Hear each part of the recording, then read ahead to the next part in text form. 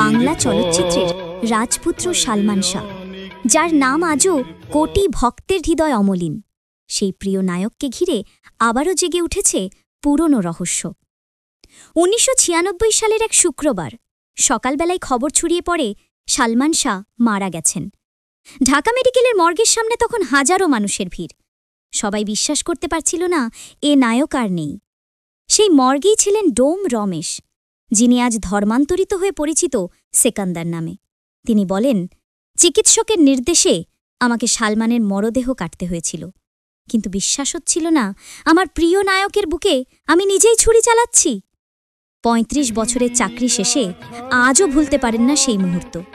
তিনি বলেন, হাজারো লাশ কাটলেও সালমান শাহর লাশের স্পর্শ আলাদা ছিল। দীর্ঘদিন ধরে আত্মহত্যা না হত্যা, এই প্রশ্নে দুলেছে দেশ। অবশেষে আদালত ২০ অক্টোবর নির্দেশ দিয়েছেন, সালমান শাহর মৃত্যু মামলা এখন থেকে হত্যা মামলা হিসেবেই তদন্ত হবে।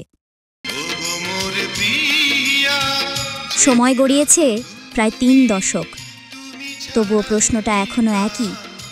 বাংলার প্রিয় নায়ক সালমান শাহ, তিনি কি সত্যিই নিজেই জীবন শেষ করেছিলেন, নাকি লুকিয়ে আছে এক গভীর অন্ধকার রহস্য?